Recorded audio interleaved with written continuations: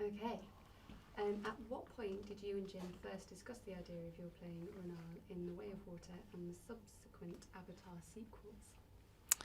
So Jim first mentioned the possibility to me quite a long time ago. It was either 2014 or 2015. We had to attend an event together, and the night before we spoke on the phone, and we chat, and at the end he said, and at some point we have to get you big and blue. And I thought, God, that sounds great. So he sort of planted the seed then. And in 2017, at the end of 2017, was when he did actually call and say, I really seriously do want to talk to you about playing this part of Renal. And he told me about her, and then I was sent the script. And of course, didn't hesitate to be a part of it. I was very excited. How did he initially describe the character, and what most intrigued you about this role? He described her as the female warrior goddess leader of the Neytiri clan. And he said that she was ferociously protective of her family, that she would stop at nothing to take care of them. And I was immediately sucked in. It sounded amazing to me. And what can you tell us, I'm probably going to say this wrong, about the Neytiri clan? Renal's role within the clan itself. Who are they? How are they different? And what's important about their culture? The Neytiri are a slightly different physical form of Na'vi. They live on and in the water.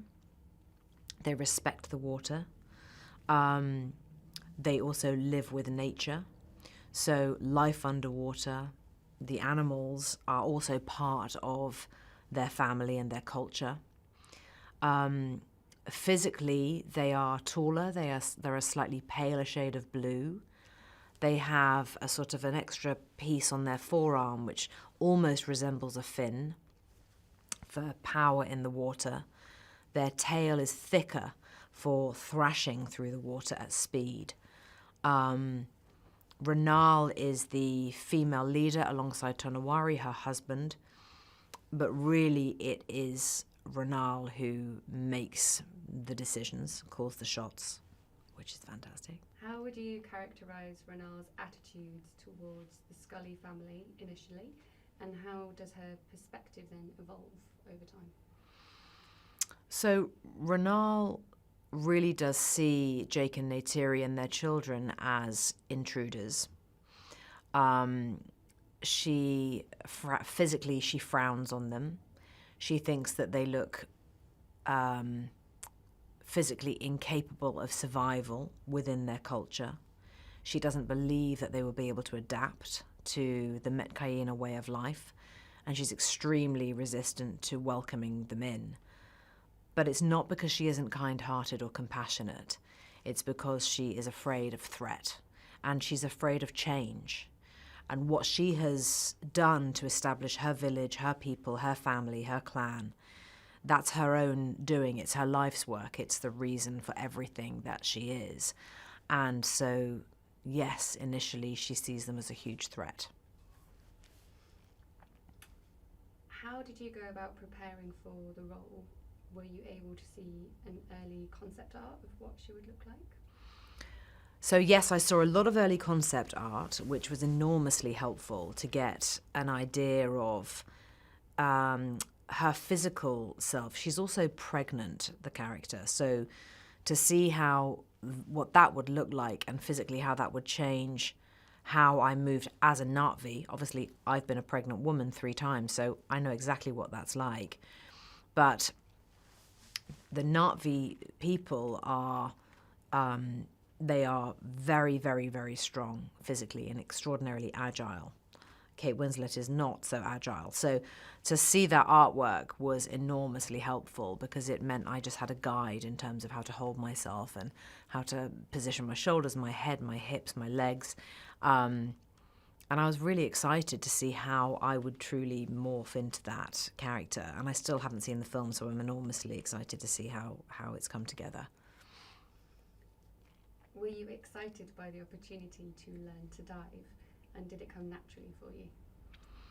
I was really excited to learn how to free dive. It's something that I have always been fascinated by and wanted to do, but could never imagine how it would be possible for me. How on earth does a person learn that? I wouldn't have had a clue how to begin. I loved it. I was trained. I spent 3 weeks really intensely working every single day with Kurt Krock, who was our instructor. And it did come quite naturally to me. I'm comfortable in the water. I love the water. And I felt very at ease with it. I was never afraid of it. And yeah, eventually I got to a point where I was just determined to be very, very good at it. And which I was, which was completely amazing. What did you make of the performance capture stage, and how did it feel to be directed by Jim again after so many years? The performance capture stage is fascinating. I mean, in many ways, it's extremely simple. It almost feels like acting in some kind of a sports hall or something. It's a huge flat area with lots of taped out marks on the floor that denote rooms and doorways and spaces, and where the building stops and the sea begins, the water begins. So it's lots and lots of fakery and make-believe. But it means that as actors, actually, you have to concentrate a lot because the cameras capture everything.